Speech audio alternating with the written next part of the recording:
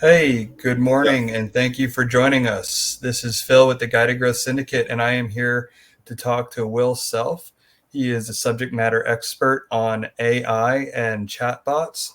Will, why don't you introduce yourself here? Good morning, everybody. How you doing? My name again is Will. Um, kind of a little shaky, so I do apologize if this is just a little bit weird. But um, I have a background in computer electrical engineering. My degrees in cybersecurity. I've worked for government agencies for about the last decade when it comes to just technology. Primarily being in cybersecurity and pretty much refortifying your standard pieces of technology and or software or systems and applications applicable with that. I fell in love with the idea of artificial intelligence and machine learning. Currently going to school for my master's in artificial intelligence and machine learning.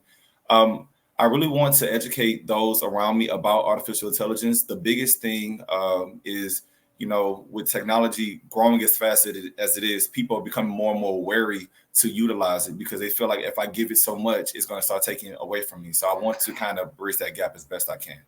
And let's talk about that a little bit. And I think a good place to start for everybody who's watching, Will and I have had a lot of offline conversations about this. And one thing that comes up is OpenAI and ChatGPT. That seems to be like the go-to for creators and agency owners and stuff like that. But you say that there are other options out there, Absolutely. um, and but just tell me a little bit like let's start with ChatGPT though. So tell me a little bit like a lot of people use it for copy creation and to kind of compress time and stuff like that. If you had an agency and you were going to integrate something like ChatGPT, where would you start with it? Like, what are the capabilities? Is it really just is that all you can do with it? Is just writing Facebook posts or blogs or stuff, or is there more to it that we can use it for? So you can use it for quite a bit of quite a bit of things. You got content creation. You can do email marketing. You can do um, like it. Most people, as you can see with the college, people write papers and this that, and the third. It's like Google but on steroids. It gives you the information in depth in writing. That way you can utilize it for whatever you want. I've seen people use it for blog posts. I've seen people use it to like self correct. Like it does what Grammarly does, but like I said, at a faster rate. It's the usage for ChatGPT are just at this point endless is due to the fact that we are continuously feeding it information.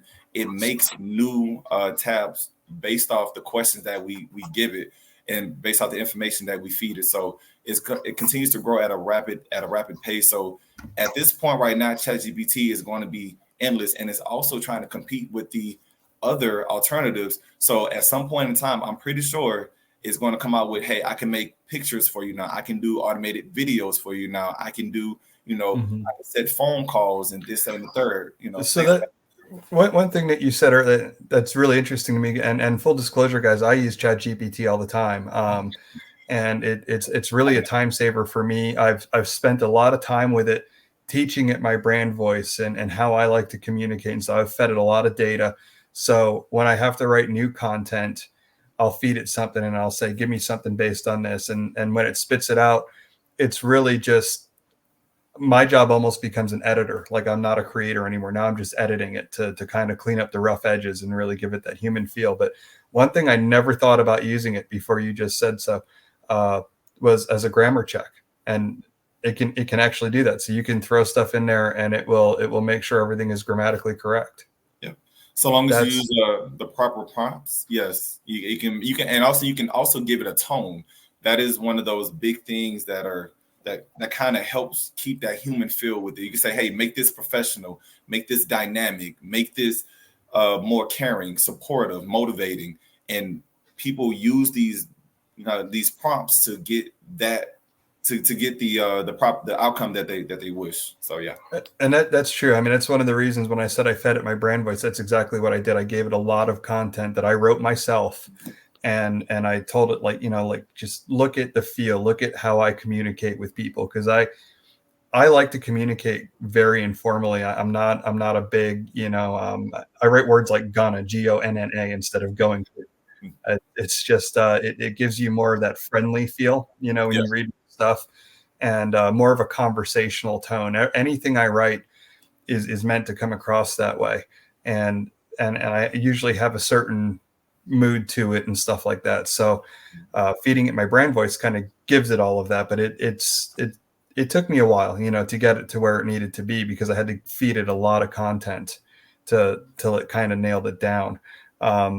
So with that in mind, like when we're talking chatbots and stuff like that, there's all kinds of different things out there. I've seen people actually pitch me, right? They've pitched me chatbots that are connected to like OpenAI and stuff like that. So I haven't seen them. They haven't impressed me. Let me put it to you that way, because the reason for that is because it sounds really great, right? It sounds like you're getting Chat GPT in this little bubble that you can use for whatever you need to, almost like it becomes your personal assistant. Mm-hmm. But I haven't seen it be able to take instructions that way. Is there something in like the source code or the API code, or is it just it's because of the way it's programmed? Like what's the missing link there? So when it comes to personnel kind of giving you the moon, they can give you the moon. It's possible. Trust me, when it comes to artificial intelligence, the possibilities currently are endless. But the delivery might be a little bit off. So and also you're going to pay for a lot of this. Nothing is free. You're going to pay for a lot of that. But when it comes to ChatGPT or using the API source code, this, that, and third, you actually have to instruct the API. You have to instruct the actual artificial intelligence to do things in a certain manner. If you don't, then it will not work as it's supposed to. I can, when people, if anybody wants to reach out, I can give you a demonstration of I say do this and it does this, and I'll take it away, and then it won't do it anymore. It'll be all over the place. It will go rogue. It'll just try to figure it out for itself. It's almost like house training a pet or whatever. You want to keep the source code or the AI within the realms of your instructions. And when you give these instructions, they have to be very, very, very specific, because if they're not, it will find a way out and it will move on. It will do like a space filler, if it will, right? And make its own rule in the process to make it work for it. So the goal is to have those guidelines already, or those guardrails already set up, so it follows through. If you don't do that correctly, then yes, you'll not get the result that you're looking for. So what you're saying, and the pet analogy kind of hit home for me. I'm a dog lover. I have 2 dogs at home, and I don't allow them on my furniture. So I have like dog beds for them and stuff like that. Yeah. But a couple years ago, we found a stray on the highway, and we brought it home until we could, figure out what to do with it. And this dog did not have the same rules that mine did, and as soon as it got in my house, it jumped right on my chair, and my other dogs are just not having it.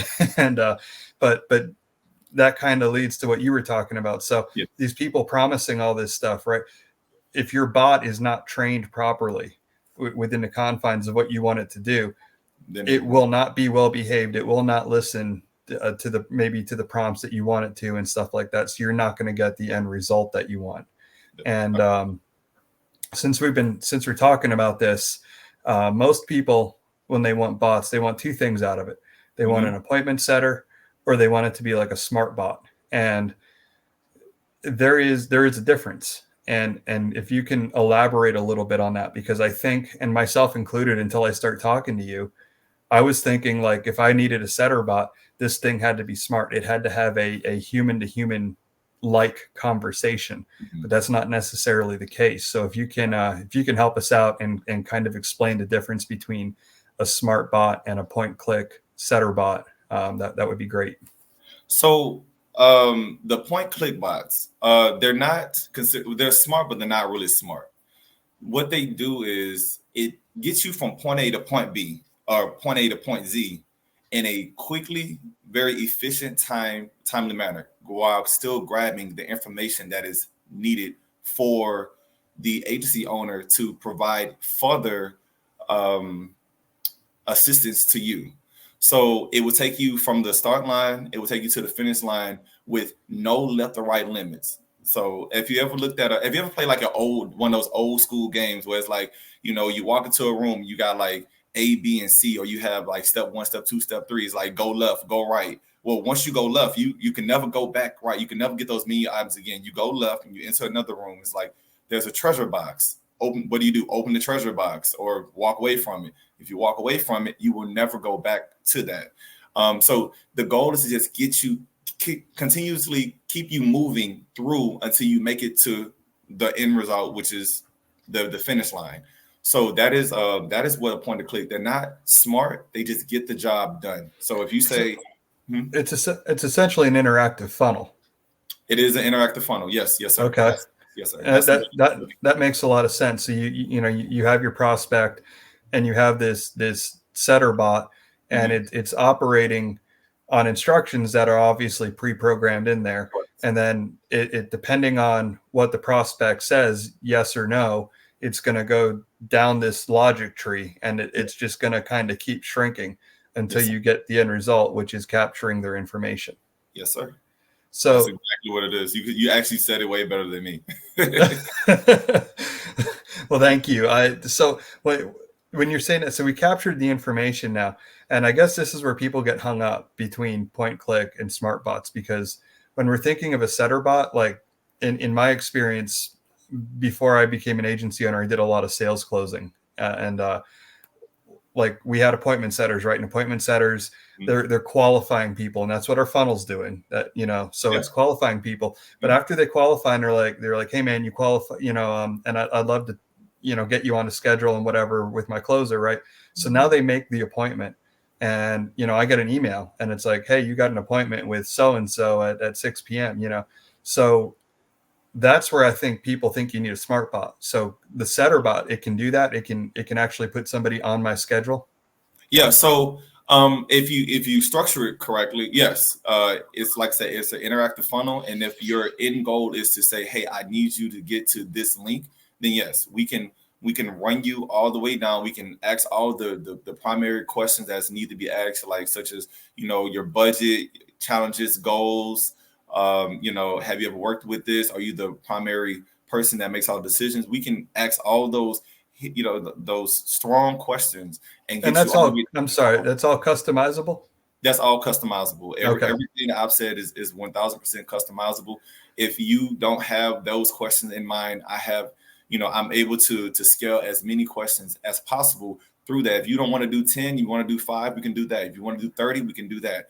So it's everything is all customizable is the breakdown. And the biggest thing when you do that are the loop backs, because you want to have the no's, and the no's is going to scare. It is what scares most people. Cool thing about these bots is that we already have it set up to ask these questions. Say, hey, is there anything I can do to make it feel, make this worth your while, and then send you back through the interactive funnel to get you down to the actual link, which is the end result of what you want to get to your appointment setting, like your Calendly or something of that nature.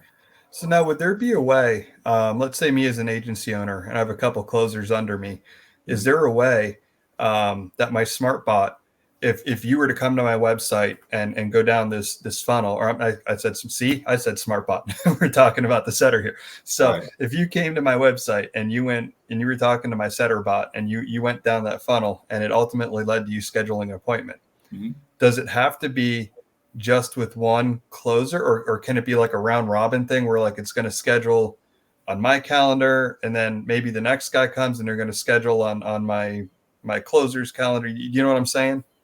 So we can set it up so long as you have those links that go there. Yes, it can be a round robin as well as much as you want.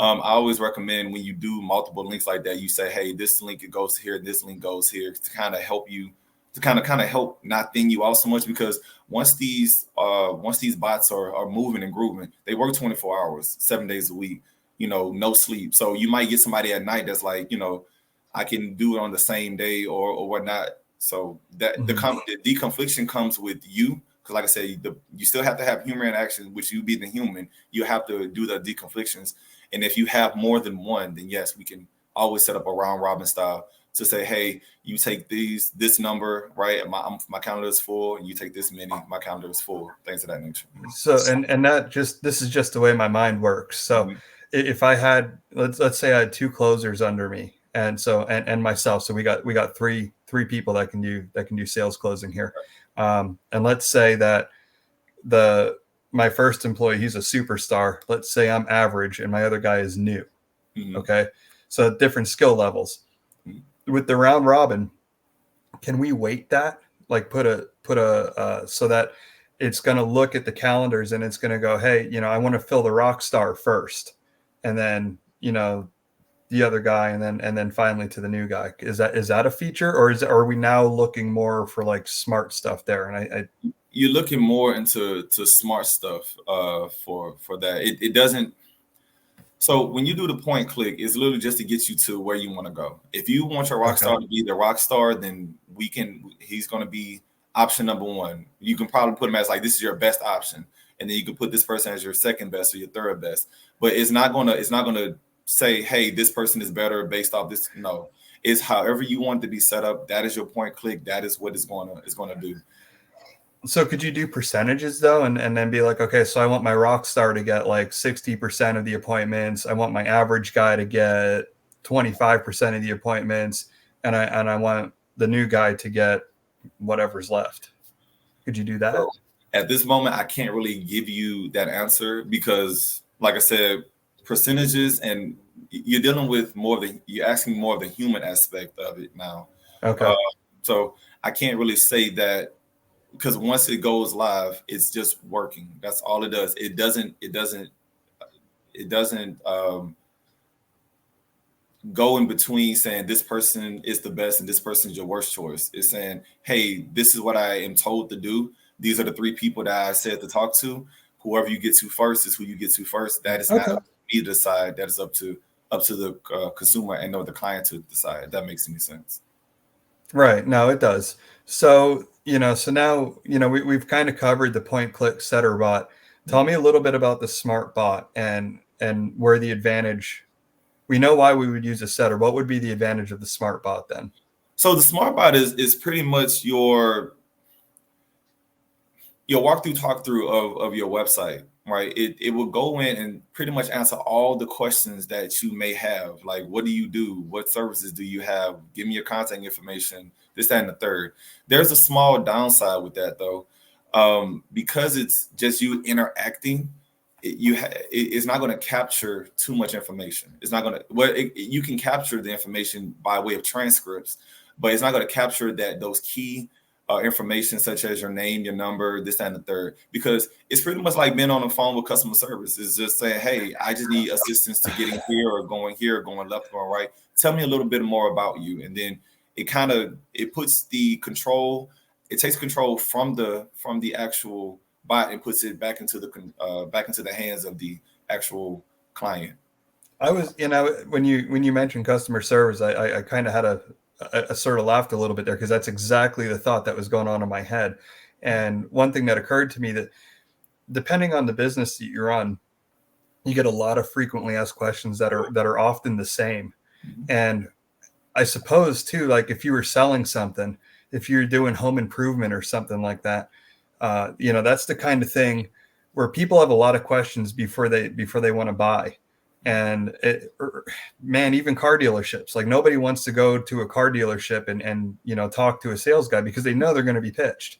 Yeah. And so something like this, if you had this there, right, like a home improvement site or something like that, and you had a smart bot, could you program it so like if I went to this site and I said, hey, I'm thinking about putting a Florida room on my house, approximately, what would be the best, vinyl or wood or whatever, could I have it ask questions like that?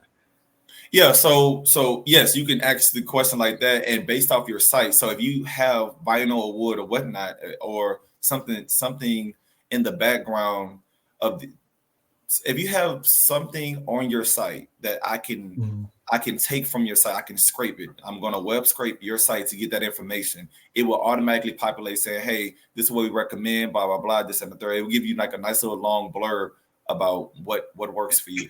Is your site the only place that it can get that information from, though, or can you draw it from somewhere else as well? So you can draw from other sites. I can, as much information as you want me to. Like I said, we're training your artificial intelligence to do what you want to do. So now, that's fully customizable too, then. Absolutely, 100%. Because one of the things that I'm, in my head, the way I'm seeing this work is with, and you probably know this, with SEO, you want people on your website for longer than 30 seconds. So yes, if you can keep them engaged, and especially with something like home improvement or car dealerships or something, these are huge purchases, and people often like to dream about them before they like to act on them. Correct. So if you can have them interacting with this chatbot and talking about, well, what's better, vinyl siding or I don't know, brick or whatever, that kind of thing, and then it can give you the pros and cons of each and stuff like that. It'll just get you thinking. And as a sales person, that's kind of what goes on in my mind. I'm like, okay, well, then every time I start fantasizing about expanding my house or doing this or that, I'm going to go back there because I can talk to this bot. And I know I'm not going to be pitched. But what that does is it keeps you top of mind, right? Mm-hmm. Yeah. So you can, it's always there. It's the ideal salesman because it's not pushy, and it gives you all the information you want, and you don't have to pay it a commission. It's so you bringing up that studies have shown that people are more in tune to talk to like chatbots and virtual friends, this, that, and third, because of the non-bias. They want somebody to just talk to that doesn't judge them, right? I'm pretty sure, if I was to come up to you and actually like, what's 2 + 2? You probably like, wait, why are you asking 2 + 2? You should know that it's 4. I can feel your judgment before you even say it. But I mean, it's true. It's a simplistic question like that. Most people would say, well, dang, like, did you go to school? I can feel the judgment. So people are more inclined to talk to these smart bots because it's like, I'm gonna ask a question and it's going to give me an answer. That's it. I just need the answer right now. I don't want to feel like I'm being judged because I don't know the difference between 3 feet and 3 meters. And that's a really good point. And I don't know how many other people have this, but like now that all these places have apps that you can order food from, like I almost prefer to order my food on the app because I am the most picky eater you will ever meet. So being able to go in and customize my food on an app, knowing that I'm not being judged by the person behind the counter taking my order, which they probably don't care. I mean, but it's that feeling of, oh, I'm being a pain in the butt here by changing all this stuff up. So being able to do it in a judgment-free zone, using artificial intelligence, I totally get where you're coming from. That makes a lot of sense. So one other thing I want to ask you about, so we've kind of covered the difference between the smart bots and the chat bots, or the setter bots rather.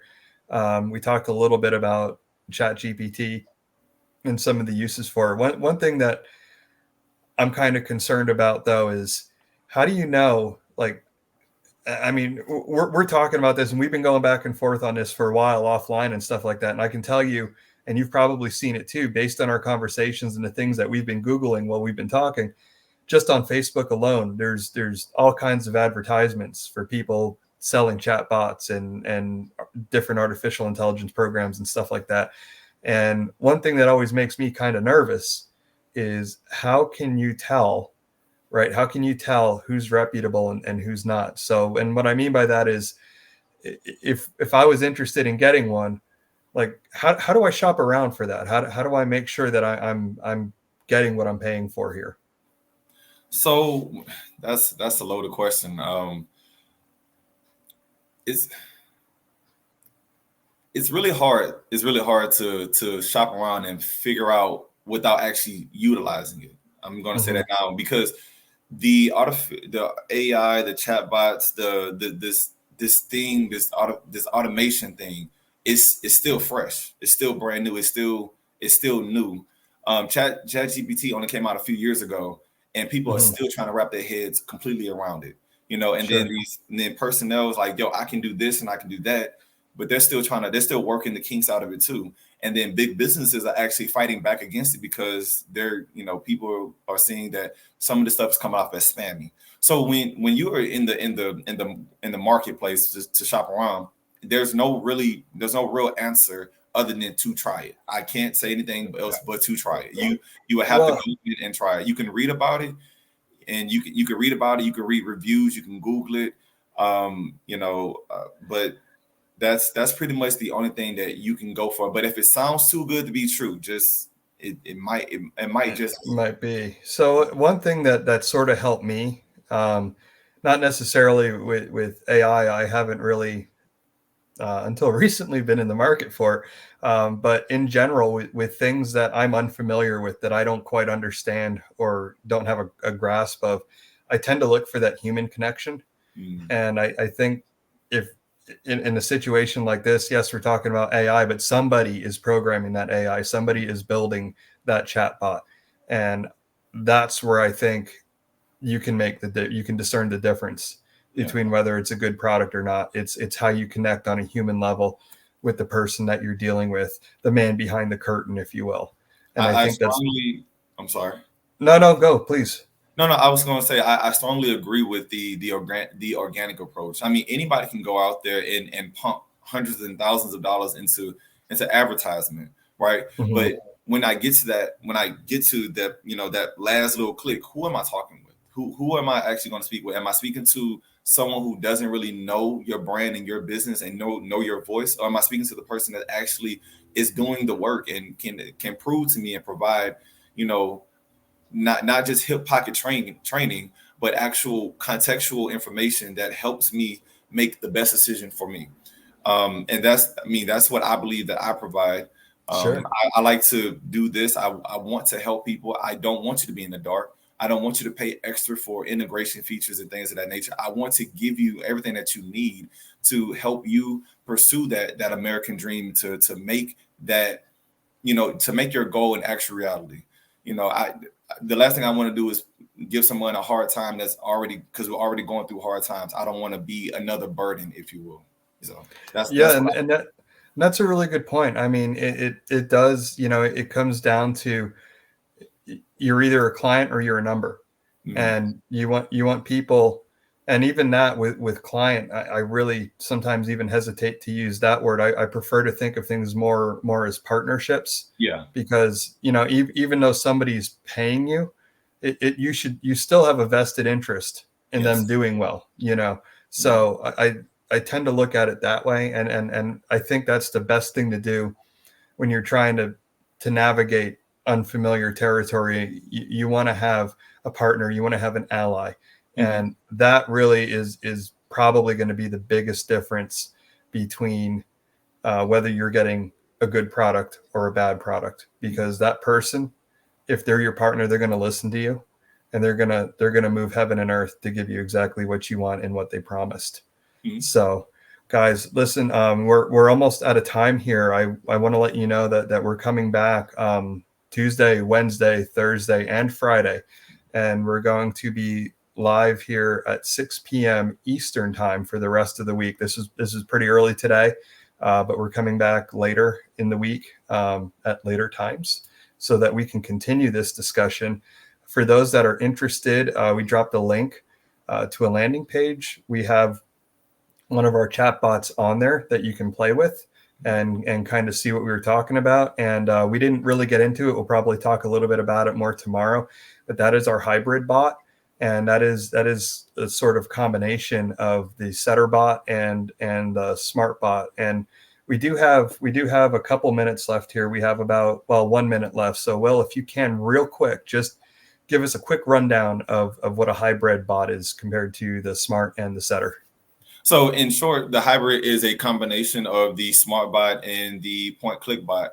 You can get the dynamic information up front from entrance, and then you can go right into just regular quick Q&A about your actual website without any miss anything. And it also comes with the transcript and this, that, and the third, so you can always retain all the information, what they've done, and when you actually reach back out to them, you are able to tell them exactly what they said to kind of help facilitate all the information that And they want. one thing I do want to add: when you go from the setter to the smart side, you cannot go back. That's true? Am I saying that properly, Will? Yes. Currently, we're working on how to go backwards. But as of right now, once we get you out of one and you go into the other, you can't go back into the other. That's just kind of how it is as of right now. But I'm working on trying to fix that so we can go back and forth. I can kind of loop you throughout, and you can ask as many questions and this, that, and the third. So I'm working on it. So it's just a not right now thing, but it is. I'm working on it. Well, perfect. Well, thank you for your time, and I look forward to our conversations the rest of the week moving forward. I look forward to it as well. If y'all have any questions or comments, please feel free to just put it in the comment area below, and I'll do my best to vet those and have that ready for have an answer for you all throughout this week. Perfect. Sounds good. Thank you so much, Will. Thank you.